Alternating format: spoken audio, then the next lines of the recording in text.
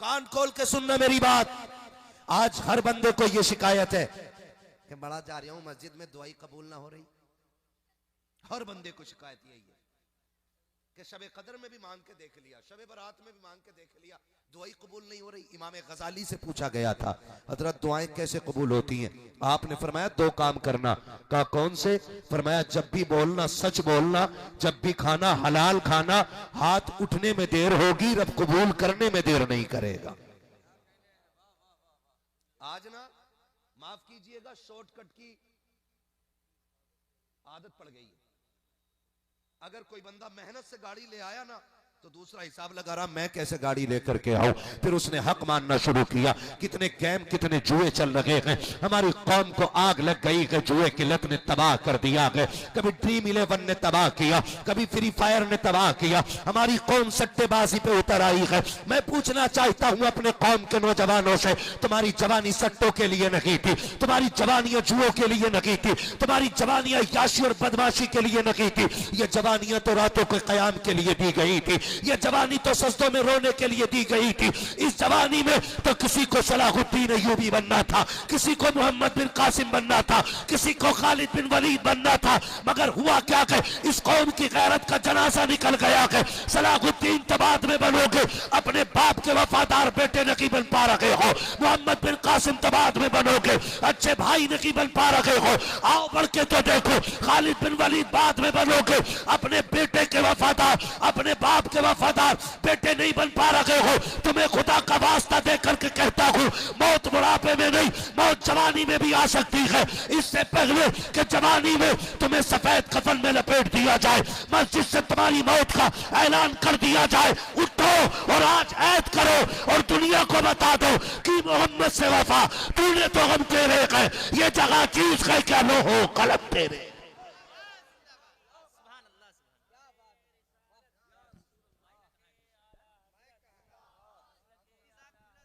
नारे तकबीर, नारे रिसालत, मसलके आला हजरत और से वारिसे पंजतन। सुभान अल्लाह, सुभान अल्लाह, क्या बात है। हलाल खाया करो, हलाल हो जाओ हुजूर के। खुदा की कसम इससे बेहतर सौदा दुनिया में कोई है ही नहीं, कोई है ही नहीं इससे सस्ता सौदा। हो जाओ हुजूर के, है ना। नौजवान बैठे मेरे सामने, नौजवान और बच्चे मेरी तरफ तवज्जो से देखें। है तवज्जो है? कहूं अगली बात। मुफ्ती साहब, मसला यह है कि एक लड़के का फोन मेरे पास आया था, काफी टाइम की बात हो गई और ये मैंने शायद बयान भी किया था। उसने मुझसे कहा था कि आप फोन करके हमारे अब्बा से बात कर लें। मैंने कहा क्यों? सुने बहुत गौर से। मैंने कहा क्यों? उसने कहा कि हमारे अब्बा रक्षा चलाते हैं और जब वो रक्षा चलाते हैं तो हमें शर्म आती है। लोग रक्षे वाले का बेटा कहते हैं। एक एक बेटे से हाथ जोड़ के गुजारिश करना चाहता हूं, आपका बाप मजदूर है ना, आपका बाप ईंटें ढोता है, आपका बाप बोरियां रखता है कमर पे। अगर कोई आपको मजदूर का बेटा कहे तो फख्र से सीना चौड़ा करना और कहना, सुन हम वो खुश नसीब हैं जिसको बाप ने पसीना बहा के खिलाया है, किसी का खून बहा के नहीं खिलाया है। बाप का सबसे बड़ा एहसान यह है औलाद पे कि वो उसको हलाल के लुक़मे खिला रहा है। और आज औलाद कह रही है, अब्बा फलां की बिल्डिंग देखो कितनी ऊंची है, तुम छप्पर में रह गए। जाओ जाके उस इमारत वाले से पूछ तू रात को सोता कैसे है, तुझे नींद आती है कि नहीं। वो भी बताएगा बिना नींद की गोली खाए नींद नहीं आती है। तुझे पता है ये बड़े बड़ी इमारतों वाले कभी 7 घंटे की नींद नहीं सो सकते हैं। ये ऊंची इमारतों वाले बगैर दवा के नहीं सो पाते हैं। वजह सिर्फ ये है कि नींद जो अच्छे गद्दों पे नहीं आती है, नींद महलों में नहीं आया करती है, नींद रब के करम से आया करती है। नींद को खरीदा नहीं जा सकता है। नींद अगर पैसों से खरीद दी जाती तो गरीब कभी सो नहीं पाता और अमीर कभी उठता नहीं। लेकिन हमने देखा कि अमीर नींद की गोली खा के सोता है, गरीब पत्थर पे लेट जाए अल्लाह नींद दे देता है। क्यों? क्योंकि उसकी महल में, उसकी इबारत में हराम की ईंटें लगी है, गरीब के वजूद में हलाल के लुकमे लगे होते हैं। क्या बात है, सुभान अल्लाह सुभान अल्लाह, हक है हक है, बहुत खूब बहुत खूब।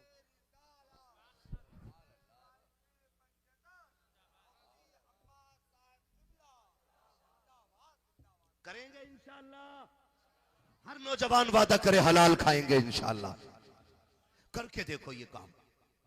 हराम कभी हलक से नहीं उतरना चाहिए, हराम कभी हलक से नहीं उतर। आपका बाप हराम लाता है ना, और देखो तो सही यार, ब्याज, सूद, ये सारी चीजें, 1 रुपया ब्याज का खाना ऐसा है जैसे अपनी मां से 70 मर्तबा जिना करना।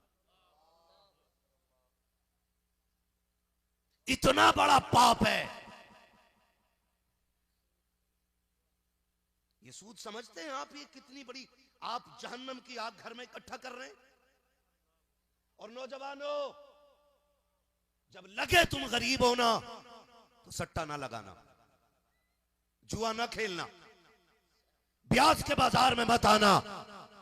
अगर अल्लाह ने तुझे एहसास दिया है तो मुसल्ला लेके मस्जिद में आ जाना। मुसल्ला लेके, ये मेरे बड़े लोग बैठे, इनके कदमों की खाक मेरे सर का ताज। और ये इल्म वाले लोग, पूरी गारंटी से कह रहा हूं, रात का जब आधा पहर गुजरता है ना, अल्लाह ऐलान करता, उठो मांगो, क्या मांगना चाहते हो।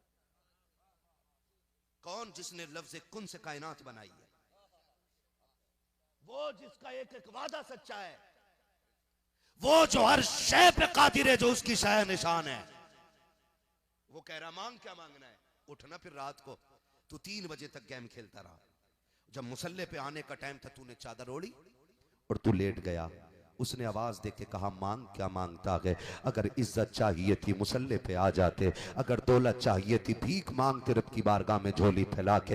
अल्लाह गरीब हूँ रोजी का इंतजाम कर दे, अल्लाह मोहताज हूँ रिस्क दे दे। खुदा की कसम खा के कहता हूँ, ओ लोगों, हम शॉर्टकट इख्तियार करते हैं ताकि हम जल्दी अमीर हो जाएं। याद रखिएगा, हराम की दौलत देखने में खूबसूरत होती है, लेकिन तबाहकारियां इसकी दुनिया के लिए नुमाइश बन जाया करती है। मर जाना, लेकिन हराम का लुकमा न खाना, इसलिए कि हराम खा के मरोगे, जहन्नम में जाओगे, हलाल की वजह से फाके से मर जाओगे, अल्लाह जन्नत तुम्हारी कब्र को बना डाले। करेंगे इंशाअल्लाह। और अगर आपको लगता है कि 50% इसके घर में हराम का है तो उसके घर का पानी भी ना पियो, ये फतवा है।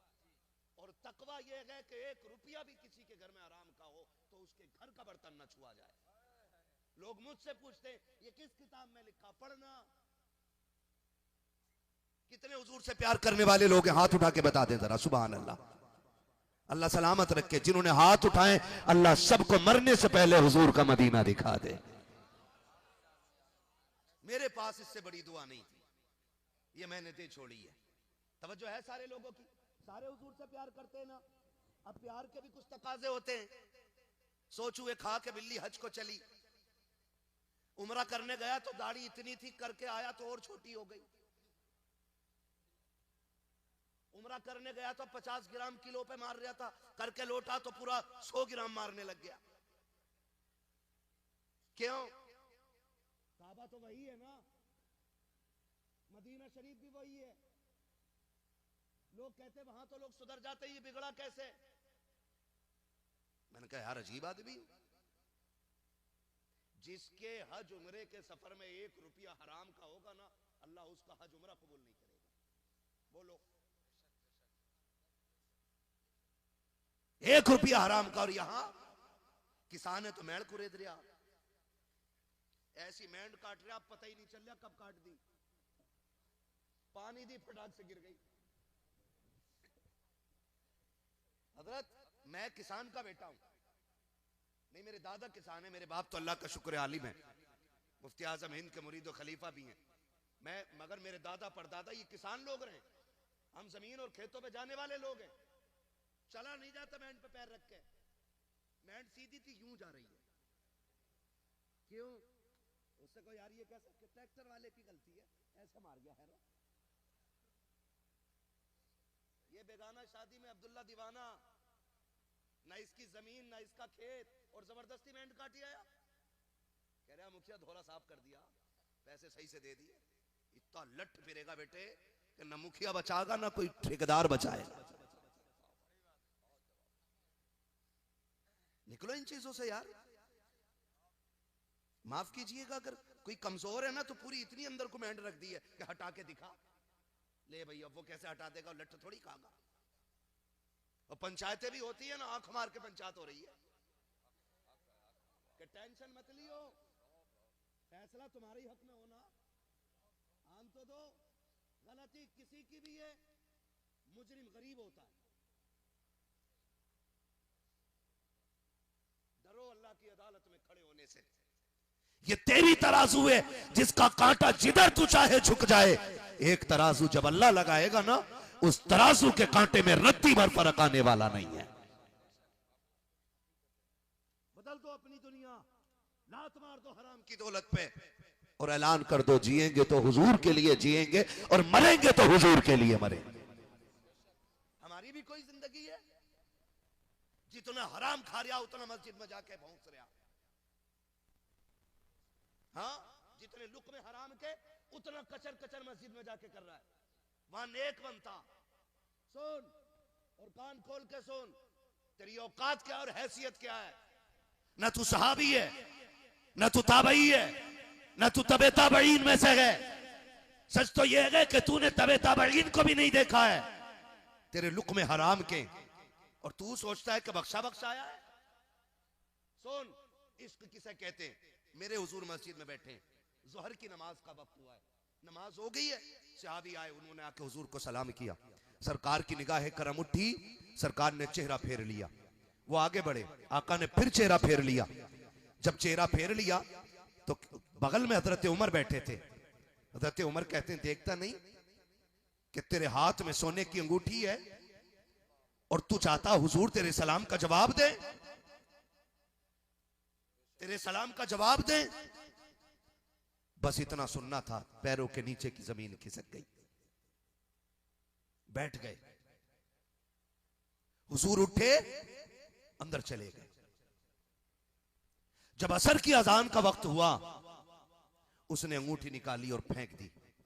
हजरत उमर ने कहा, यार बैठ जाना, हुजूर आएंगे बात हो जाएगी। उसने कहा नहीं, हुजूर को मेरी वजह से तकलीफ हुई है इसलिए उठ के चले गए, दोबारा देखेंगे तो दोबारा तकलीफ ना हो जाए, ये कह के रोता हुआ उठा तो हाथ की अंगूठी निकाल कर फेंकी। अल्लाह अकबर, अंगूठी पड़ी थी जमीन पे, ये तो रोता हुआ चला गया। थोड़ी देर गुजरी है, हजरत बिलाल ने असर की अजान दी है। सरकार तशरीफ लाए, आके करीम ने अंगूठी को पड़ा देखा।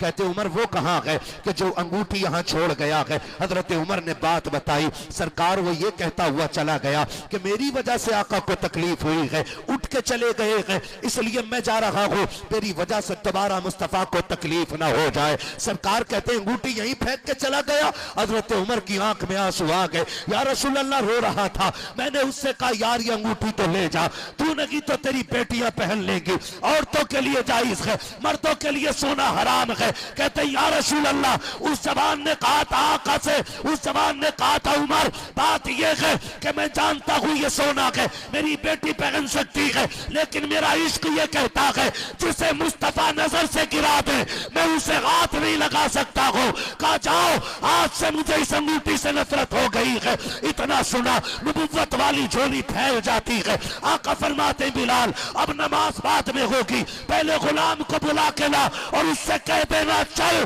तुझसे खुदा भी राजी हो गया है, मुस्तफा भी राजी हो गए।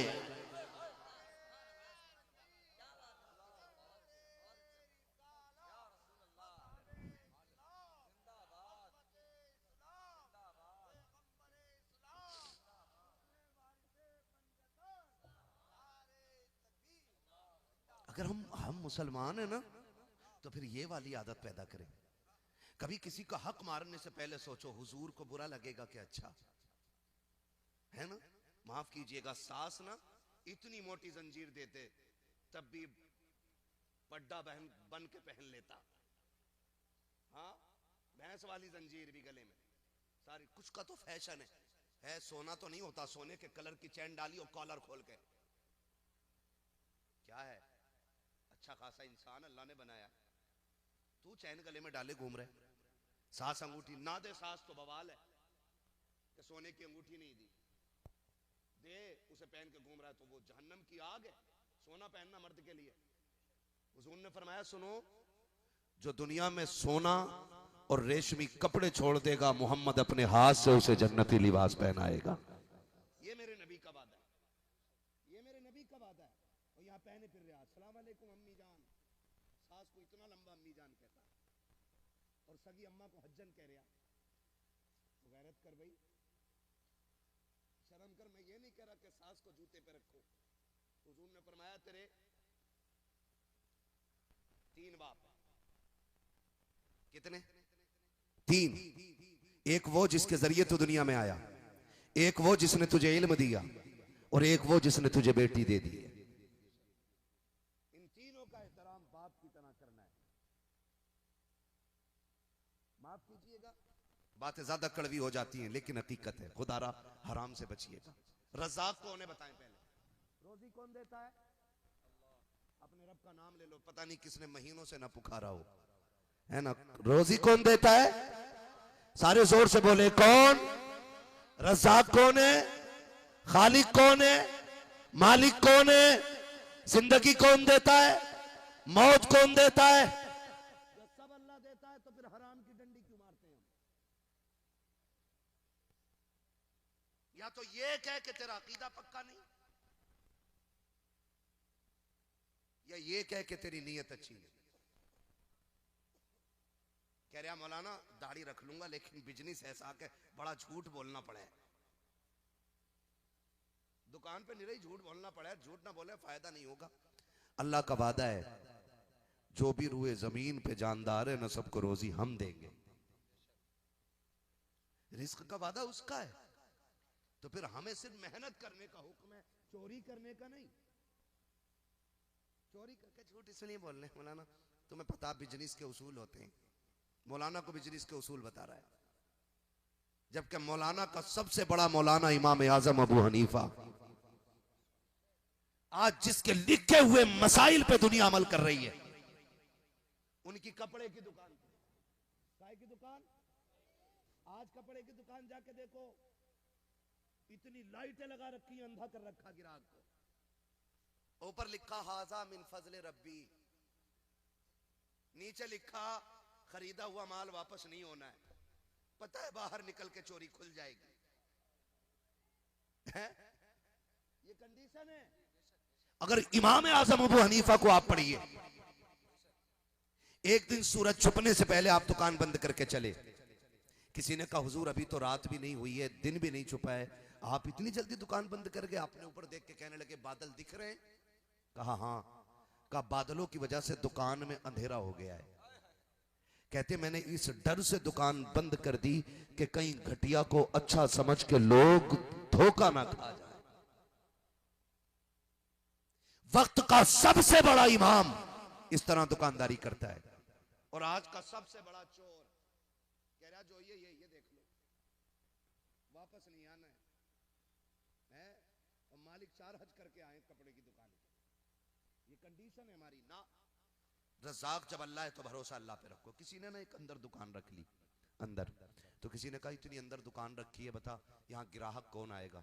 उसने बड़ी सीधी बात कही, उसने पूछा कि यहाँ मौत का फरिश्ता आ सकता है कि नहीं? कहा हाँ। कहा जब मौत का फरिश्ता आ सकता है तो रिस्क बांटने वाला फरिश्ता क्यों नहीं आ सकता है? जो खुदा पत्थर में कीड़े को हरी पत्ती दे सकता है, वो अपने बंदे को रोजी नहीं देगा? दे सकता है कि नहीं? तो फिर मुसलमान हो के हम हराम खाने पे क्यों लगे? ये सट्टे, ये ब्याज, ये गेम, ये जुए, इसने कौम का बेड़ा गर्क करके रख दिया है। इस्लाम इसकी इजाजत, नौजवानों इसके करीब नहीं जाना, इसके करीब नहीं जाना, कभी फाके हो जाए ना, कभी कमजोरी आ जाए, कभी तंगदस्ती आ जाए, रात को मुसल्ले बिछा दिया करो।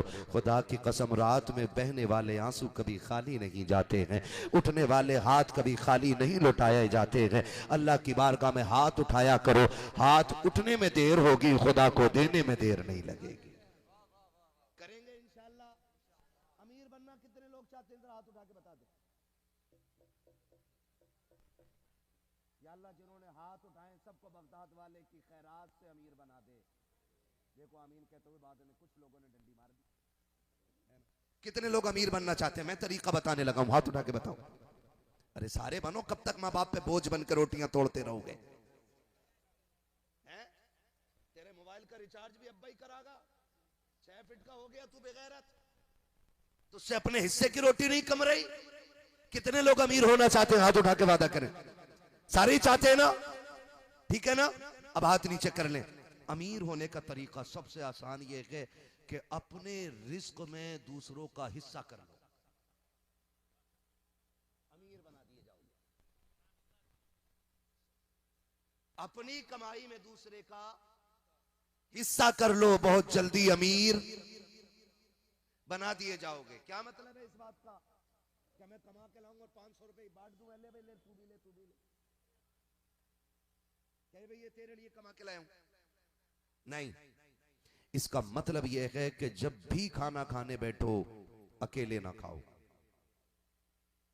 या तो कोई मेहमान हो, कोई इंसान हो, अगर ये भी ना मिल सके तो दरवाजे पे कुत्ता तलाश कर लिया करो, उस कुत्ते को ही आधी रोटी डाल दिया करो। वो भी ना मिल सके तो छत पे चंद दाने डाल दिया करो। वो भी ना हो सके तो चूंटियों के सुराख के पास थोड़ी सी मीठी चीज डाल दिया करो।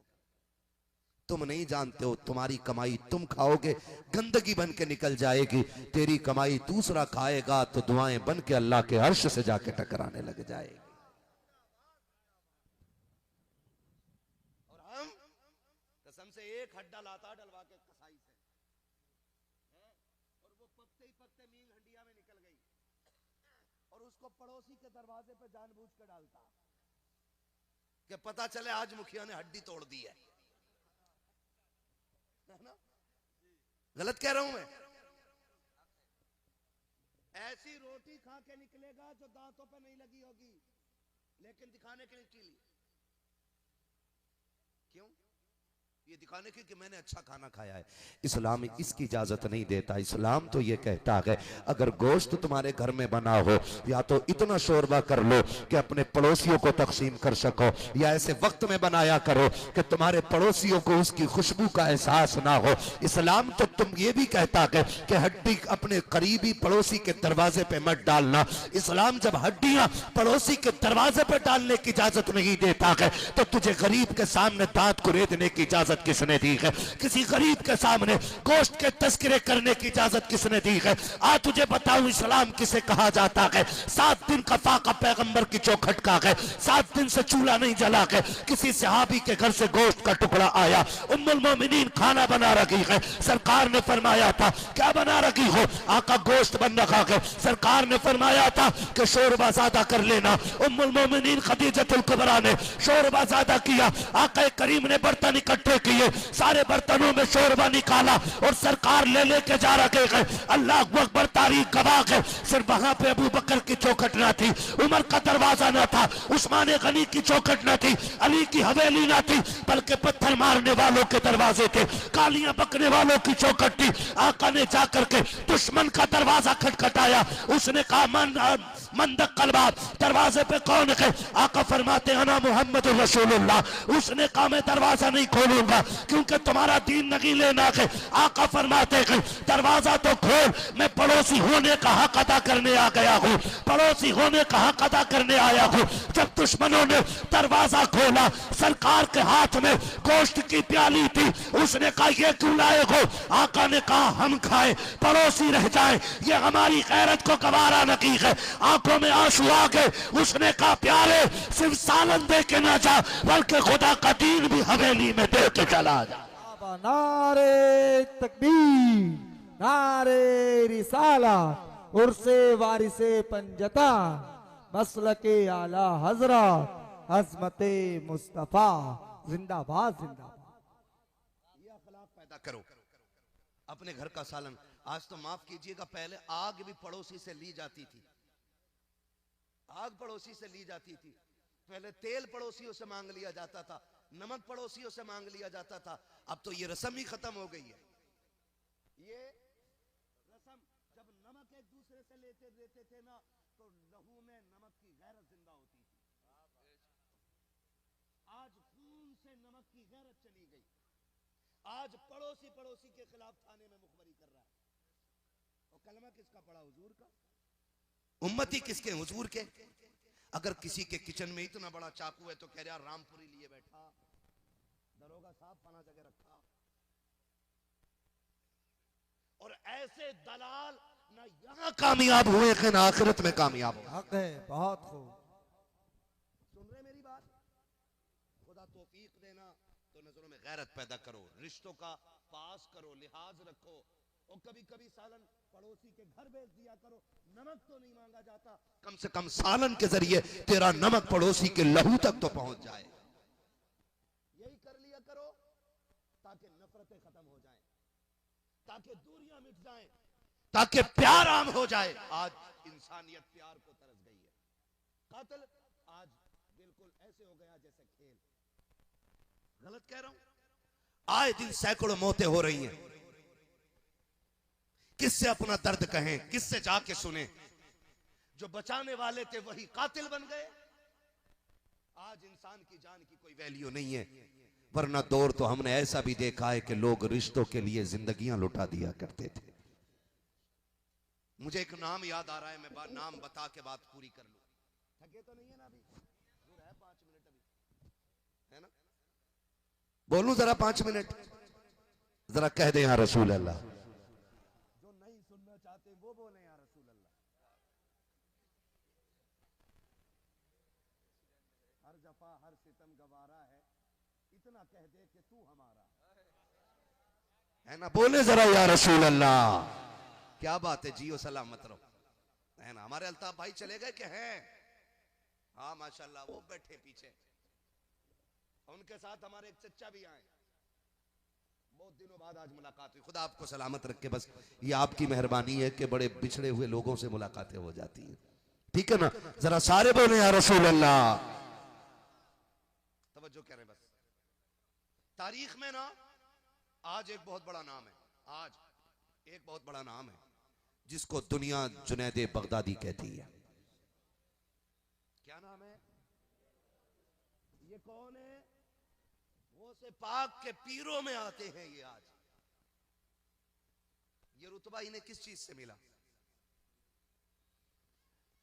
इबादतें थी, ये तो आम से आदमी थे। मामूल की इबादत रही होगी, वरना तो ये बादशाह के दरबार के दरबारी पहलवान थे बस, और कुछ भी नहीं थे। लेकिन जब किस्मत बदली तो देखें क्या हुआ। बैठे थे, बादशाह ने ऐलान किया कि जो मेरे जुनैद को कुश्ती हरा देगा मैं उसे 100 सुर्ख सोने के सिक्के अता करूंगा। 100 सोने के सुर्ख सिक्के का मतलब समझते हो? 100% ओरिजिनल गोल्ड। ये था 100 सोने के सिक्के। ये बादशाह ने ऐलान किया। देखो चाहे ये भी ले जाओ उठा के, लेकिन सुन के जाइए।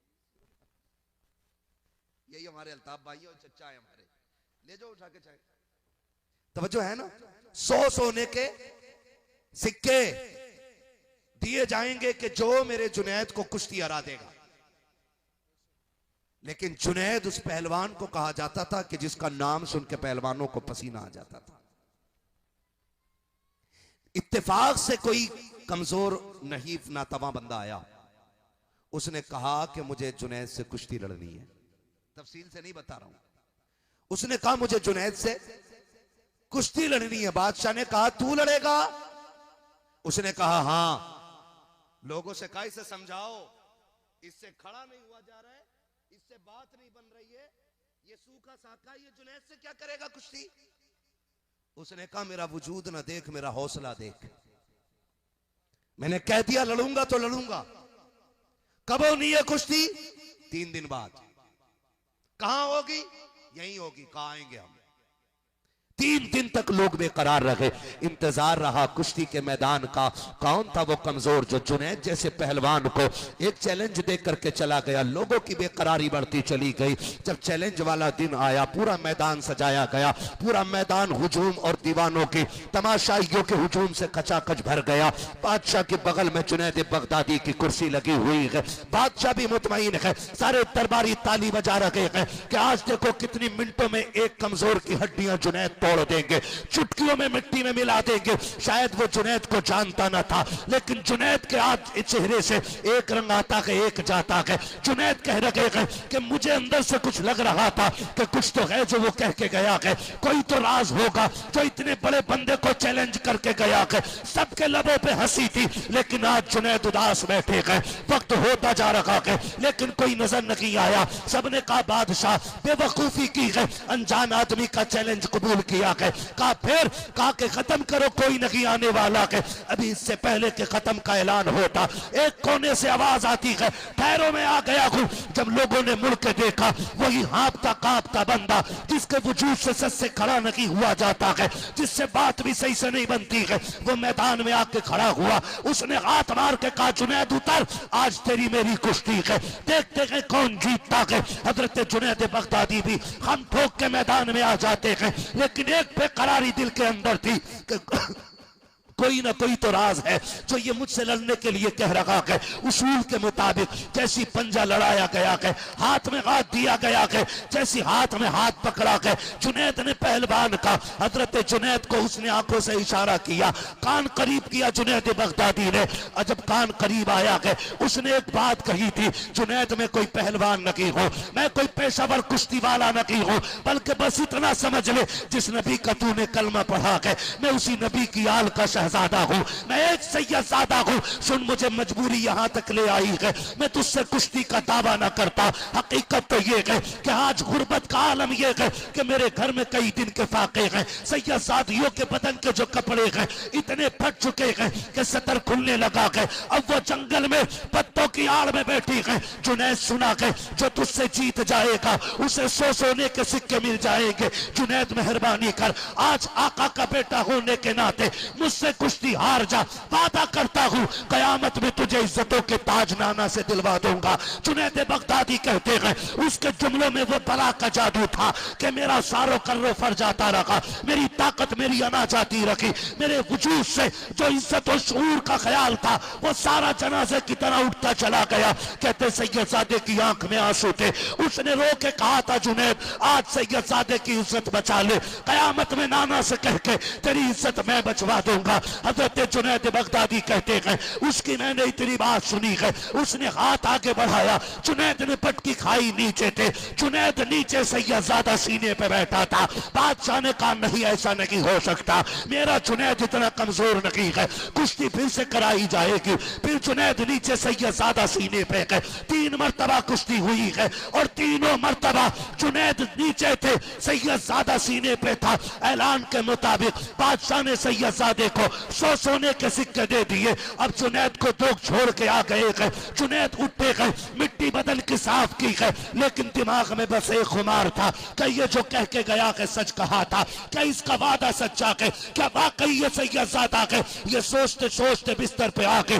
जैसे आकर के लेटे गए, आंख लगी है, ख्वाब में हुजूर तशरीफ ले आते हैं। मेरे आका ने आकर के जुनैद बगदादी से कहा था, जुनैद क्या सोच रहा है, क्या तुझे ये ख्याल है कि मेरे बेटे ने जो वादा किया है वो सच्चा होगा कि नहीं? तू ये सोच रहा है कयामत आ जाए और मुझे इज्जतों के ताज मिल जाए? आका ने कहा था जुनैद उठ, मैं मदीने से आ गया हूँ, तूने आज मेरे बेटे की इज्जत बचा ली है, ले मैं तुझे तेरे दौर के वलियों के सरदारी का ताज देने आ गया। बाबा नारे तकबीर, नारे रिसालत, अजमते अहले बैत, अजमते अहले बैत, उर्से वारिसे पंजतन, नारे तकबीर, नारे रिसालत, जिंदाबाद।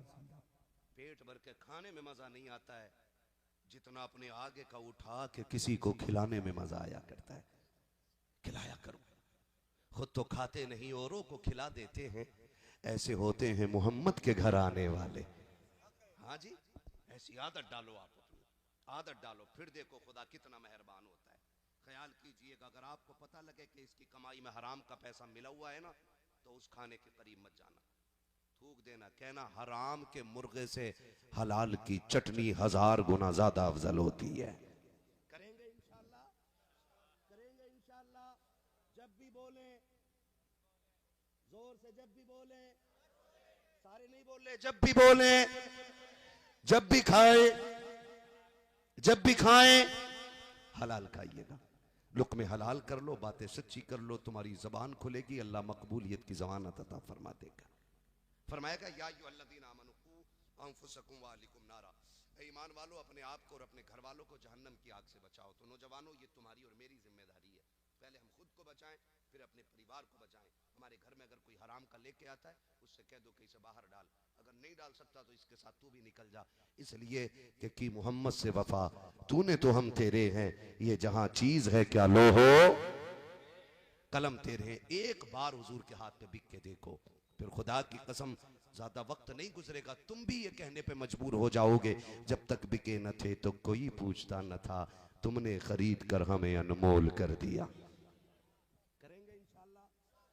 नौजवानों से कहना चाहूंगा, इतनी मेहनत करो, इतनी मेहनत करो, आप इतनी मेहनत करो कि इतने अमीर हो जाओ कि तुम किसी पे बोझ न बनो, बल्कि किसी कमजोर का बोझ उठाने के लायक बन जाओ। करेंगे इंशाल्लाह। हाँ, मेहनत करें, अल्लाह सबको रिस्क में बरकतें अता फरमाए, सरकारे बगदाद की खैरात अता फरमाए। अमीर बनने का तरीका यह है, अपने रिस्क में दूसरों का हिस्सा रखा करो।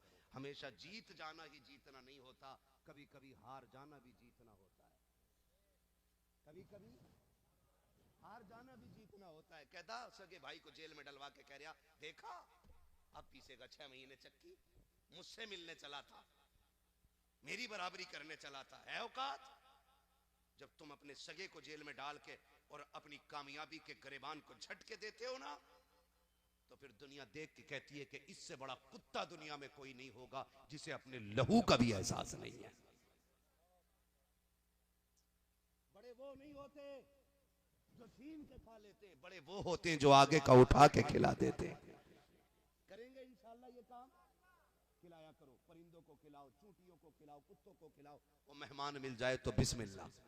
वो कहा था ना, अल्लाह मेरे रिस्क की बरकत न चली जाए, 2 रोज से घर में मेरे मेहमान नहीं है ना, खिलाएंगे ना इंशाल्लाह।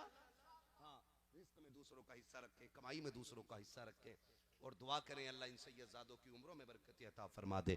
इतना अच्छा इदारा है, मैं मदरसे देख के आया, लाइब्रेरी देखी, और इसमें कुरान की तालीम दी जा रही है, कुरान की तालीम दी जा रही है। पिछले साल गालिबन यहाँ दस्तारबंदी हुई थी, और आइंदा साल भी इंशाअल्लाह दस्तारबंदी होगी। दुआ करो कि अल्लाह इस इदारे को इतना मजबूत कर दे कि यहाँ से एक नहीं बल्कि 10-10, 20-20 हाफिज कुरान फारिग होके निकलेंगे। हमारी आपकी कोशिश भी रहनी चाहिए और दुआएं भी रहनी चाहिए। मेरा भाई एक कागज दे गया लिख के कि शजरा पढ़ दो, कहने को इतने छोटे कागज पे लिखा है, लेकिन जितनी मेहनत पूरी तकरीर में लगी है उतनी शजरे में लग जानी है। अब मैं ये चाहता हूँ इमरान भाई, मैं ये चाहता हूँ कि अब ना आप इतनी जोर से सुभान अल्लाह बोलो कि आपको पसीना आ जाए। इससे ज्यादा शोर हमारे यहाँ के तीजे के चनों में हो जाता है, जो कहते हैं ना, ओ जी मुझे दे दिए, ये इतना शोर होता है कि आवाज नहीं आती है। बोलो जरा जोर से सुभान अल्लाह। क्या बात है, सलामत रहे। सैयदों की महफिलों पे कभी मुर्दगी नहीं छाया करती। हाँ, 2 बज गए, सुई 2:15 पे आ गई, और ऐसा लग रहा है जैसे महफिल शुरू हो रही है ना। और याद रखो, जब महफिल में दिल लगने लगे तो समझ लिया करो हुजूर की तवज्जो हो गई है ना। दिल लग रहा है ना, ठीक है ना। मैं हुजूर का शजरा पढ़ने लगा हूं, ऑपरेटर साहब किधर है करके, थोड़ा सा इको दे दो, आवाज दे दो। अब मैं देखो लहजा निकाल के दिखाता हूं। हाँ, मेरा हिस्सा तब आता है, देखो शायर भी भाग जाते हैं, नकीब भी इंतकाल फरमा जाते हैं, है? हाँ, नहीं, शुक्र है अल्लाह का, मेरे हिस्से में क्रीम क्रीम आती है। परसों मुझे एक नौजवान मिला, वो आया स्टेज पे, उसने कहा परसों बल्ले दिन, कि ये जो दाढ़ी रखी है ना, मैंने आपको सुन के रखी, पूरी दाढ़ी उसकी थी जवान की। मैंने उसकी दाढ़ी चूम के कहा, तूने मेरी वजह से नहीं, मदीने वाले की मर्जी से रख ली है ना। तो ये हुजूर की निस्बतों का करम है और उनके नाम लेने का करम है, वरना कौन हमें जानता। हम भी किसी मैंड पे बैठ के घास काट रहे होते या कहीं जमीन खोद रहे होते। ये सब तुम्हारा करम है आका, के बात अब तक बनी हुई है, के बात अब तक बनी हुई है। मुझे हुजूर का शजरा पढ़ना, सुन लो पहले मेरी बात, मेरा हाथ का इशारा होना तो समझ जाना, नहीं समझ जाना मौलवी की सांस अटक रही है और आपको लंबी सी सुभान अल्लाह बोलनी है ताकि मौलवी लंबी सी सांस ले ले। बात साफ सुथरी और सच्ची अच्छी रहती है। अल्लाह राजी होगा तो आपको नेकी देगा, और जब आपको मिलेगी तो फिर अपना भी कहीं ना कहीं काम हो ही जाएगा। मेरा इमाम कहता, जान दे दो वादे दीदार पर, नकद अपना दाम हो ही जाएगा। बेनिशानों के निशा मिटते नहीं, मिटते मिटते नाम हो ही जाएगा। ऐ रजा हर काम का एक वक्त है, दिल को भी आराम हो ही जाएगा, है ना। तो सुनो, हमारी थकन जो है ना मुर्गे बकरों से नहीं उतरा करती। अब तो माफ करें, वो पहले के खतीब थे जिनके हिस्से में देसी मुर्गे आते थे और वो 1 घंटा तकरीर करते थे। यहाँ फार्मी मुर्गा खिला के 2 घंटे तकरीर करवाते हैं। हजरत मुर्गा इतना कमजोर होता है कि छुरी देख के गिर जाता वो। अब बता, जिसे खा रहे हैं वो इतना कमजोर है तो जो खाएगा उसका क्या बनेगा, है ना। कभी देसी भी खिला दिया करो मौलवी को ताकि 15 मिनट ज्यादा बोल दे। लेकिन नहीं, हमारी थकन मुर्गे बकरों से नहीं, हमारी थकन तो सुभान अल्लाह से उतर जाया करती है। रात में फतेहपुर के पास था, आज मैं आपके पास हूं। बीच में मैंने एक सैयद से मुलाकात की और फिर मेहमान भी सैयद का बन गया। मैंने कयाम किया था बिलग्राम शरीफ, सरकार उवैस मियां की बारगाह से दुआएं ली और फिर आके हुजूर सैयद अख्तर मियां की बारगाह में तकरीर कर रहा हूं।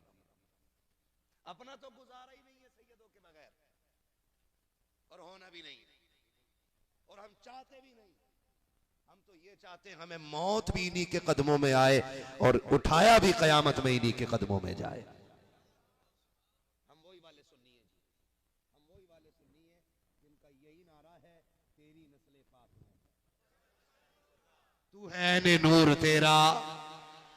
तो बात समझ गए ना, हाथ का इशारा हो तो क्या बोलना है। इतनी जोर से नमाज जनाजा नहीं पढ़ाऊंगा मैं, भले आदमी इतनी जोर से बोलो कि मैं सांस ले लूं बीच में। कितनी जोर से बोल सकते हो, और डंडी ना मारना। नमाज जनाजा नहीं है तकबीरी पूरी करके हटूंगा मैं, तुम सुभान अल्लाह कहना छोड़ोगे मैं इधर को निकल लूंगा, है ना। साथ तो नहीं छोड़ेंगे ना, हाथ का इशारा हो तो कैसे बोलेंगे। माशाल्लाह, साथ में छोड़ना बेटे, घुटने छोड़, इस उम्र में घुटने पकड़ लिया मेरे लाल, हाय रे। है पबजी तो नहीं खेल लिया रात को, पबजी वालों का ये हाल है। जल्दी सो जाया करो, जल्दी उठे करो, वरना जवानी नहीं आएगी तुम पे।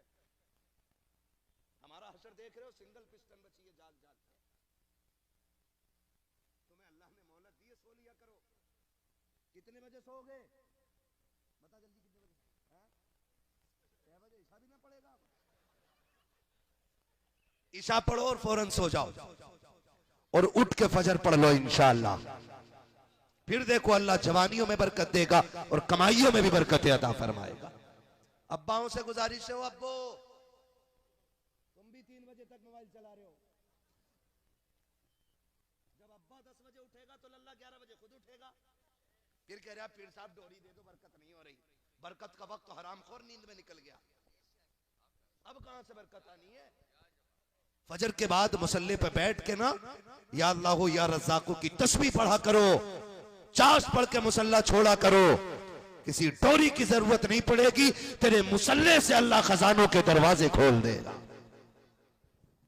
उठेंगे जल्दी इंशाअल्लाह, सोएंगे जल्दी, पबजी खेलेगा मेरे लाल, मोबाइल चलाओगे, झूठ ना बोलो, चलाओगे तो जरूर, लेकिन ये वादा करो कम चलाएंगे इंशाअल्लाह। मैं झूठा वादा नहीं लेना चाहता, कम चलाओ और पढ़ाई पे ज्यादा ध्यान दो। बिल्डिंग बना ली 6 माला और सारी जाहिल पल्ले उसमें मुर्गी मुर्गों की है ना। 10 माला बिल्डिंग बनी खड़ी है, एक आयत पढ़ने वाला उसमें नहीं। करोड़ों की जायदाद का वारिस मर गया, आखिरी सांस पे कोई कुरान पढ़ाने वाला नहीं था उसको। इससे बड़ी बेगैरती की मौत क्या होगी? जाओ मदरसे जाके देखो, अक्सर मजदूर और गरीबों के बच्चे मिलते हैं। मैं कहता हूं वजह क्या जानते हो? क्योंकि गरीबों में अक्सर हलाल लुक़मे खिलाते हैं, इसलिए बच्चे भी कुरान वाले पैदा होते हैं। लग रही होगी कड़वी, लगे तो खाक से पाए मुरा लंग ने मुल्क खुदा तंग ने मता ना सुनने, फिर कहीं और सुना लेंगे जाके। बोलेंगे इतना ही कड़वा के कब्र तक ही कड़वाहट महसूस होनी चाहिए। पढ़ाएंगे बच्चों को।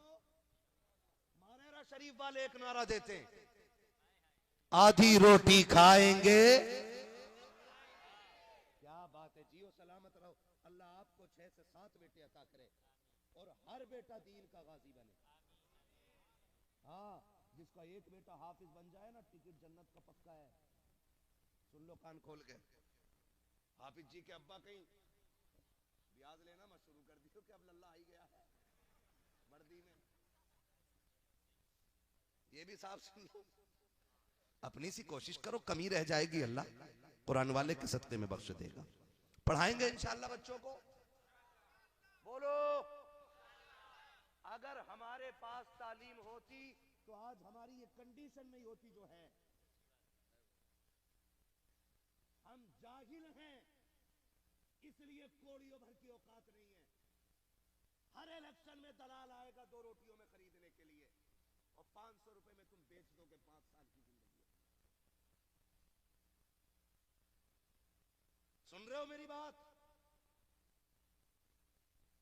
डॉक्टर इकबाल ने कहा था, मुत्तहिद होगे तो कहलाओगे गाजी, वरना मुख्तलिफ होगे तो किस्तों में सफाया होगा। दलालों से बच के रहो, अपना रहनुमा, अपना कायद, अपने आलिम को बनाओ। किसको बनाना है? किसे बनाना है? भैया हमारे यहाँ पे ना एक इमाम साहब ना बीडीसी का पन्ना भर दिया उन्होंने, पर्चा एक फ्लैक्सी लगा दी, तो भैया जाहिलों ने घेर लिया। अरे इमाम साहब होके इलेक्शन लड़ोगे? इमाम साहब होके ये काम करोगे? मैंने क्यों नंगे हो गए? मैं गया था, कुरान खानी थी, बोले हजरत आप समझाओ ना, इमाम साहब होके इलेक्शन लड़ रहे। मैंने कहा इधर आ रहे। मैंने कहा तू जाहिल होके मस्जिद का मुतवल्ली बन सकता है, हम मौलाना होकर के इलेक्शन नहीं लड़ सकते हैं।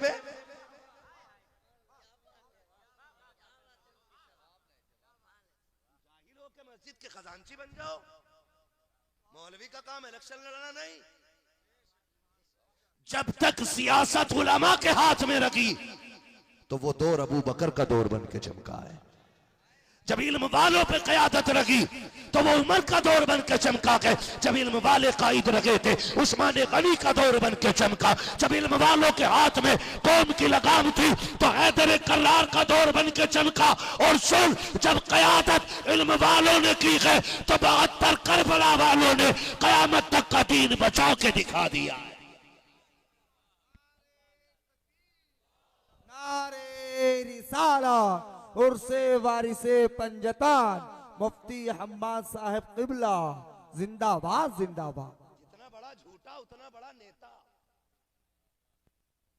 ये कंडीशन है। और नेता नगरी की रेंज सिर्फ इतनी है कि ये भी पैसे दे के काम करा रहे हैं, पावर इनकी भी नहीं है। निकल जाओ इन चीजों से, अपना कायद अपने आलिम को बनाओ। वरना मुझे बताओ, हुजूर के नामूस पे कौन नेता निकला तुम्हारा? एक इलाके का नेता बता दो जिसने जाकर के एक FIR कराई हो कि मेरे नबी की तौहीन की गई है। और जब तुम नबी के अजमत और नामूस और उनकी इज्जत की बात नहीं कर सकते तो तुम किस मुंह से हमारी चौखट पे वोट मांगने आते हो? औकात क्या है तुम्हारी? हमारा कल भी यह ऐलान था, आज भी यह ऐलान है, उन्हें जाना उन्हें माना, न रखा गैर से काम, लिल्लाहिल हम्द में दुनिया से मुसलमान गए।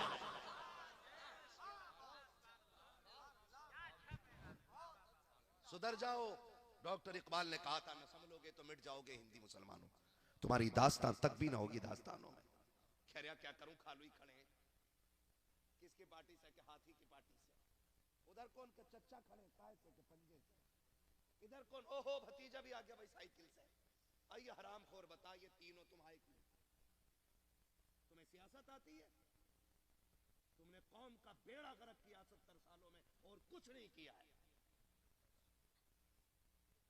आपसे मेरी गुजारिश है नौजवानों, अपनी क़यादत के लिए अपने आलिम का इंतखाब करो। वोट भी देना किसी को जाके अपने मौलवी से पूछ के दो कि आपकी राय क्या है, ऐसे बनो, वरना कोई औकात नहीं, कोई हैसियत नहीं। समझ गए मेरी बात जो मैं कहना चाह रहा हूं? अल्लाह आपको सलामत रखे। हुजूर का शजरा पढ़ना कहाँ खोले हैं गेसू यार ने खुशबू कहाँ तक है। मैं बोलता रहूंगा, आप सुनते रहोगे, फजर हो जाएगी, मुझे मुरादाबाद जाना है। बोलो जरा सुभान अल्लाह। और सुनो यार, खाली लंगर की पगड़ी है कि सुभान अल्लाह की भी है? सुभान अल्लाह की भी है ना, तो फिर डट के बोलो सुभान अल्लाह। और मेरी समझ में एक बात नहीं आती, मौलवी आता तो उसे भीड़ भाड़ में लेके आ रहे हैं। भाई मौलवी आ रहा, जलजला थोड़ी आ रहा, आंदो से चुपचाप ऐसे लिपटेंगे उसे चूमने के ताई जैसे कि काट खा जाएंगे। हाँ, ये मुरादाबादी है। समझ रहे मेरी बात? रहम करो, हाथ चूमने से ज्यादा जरूरी है अमल करो। हाथ चूमने से ज्यादा अमल जरूरी है। मैं कोई आसमान से उतर के नहीं आया हूं, मैं भी आप ही के बीच में रहता हूं। मेरी ड्यूटी नबी नबी करना है, आपकी ड्यूटी नबी नबी सुनना है। गुलामी सारे हुजूर की करते है कि नहीं ये बात? तो फिर बोले पगड़ी वाले टोपी वाले सारे बोले सुभान अल्लाह। हाँ जी, अल्लाह सलामत रखे जी।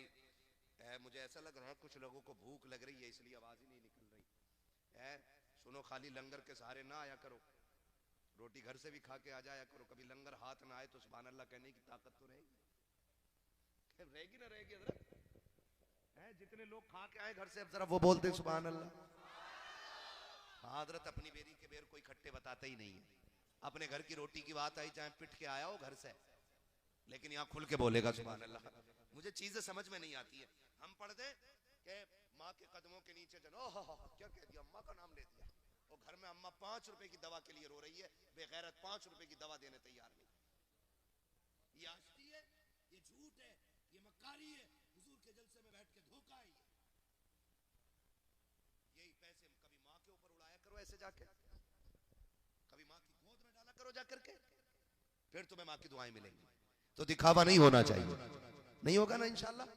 जरा बोल दे सुभान अल्लाह। अल्लाह आपको पेट भर के रोटी खिला दे। इस मोहल्ले वालों, बड़ी हल्की सी आवाज निकल रही है, लग रहा है एनर्जी सारी खत्म हो गई है ना? बोलो जरा खुल के सुभान अल्लाह। पीछे वाले भी बोले सुभान अल्लाह। आदम के बेटे शीश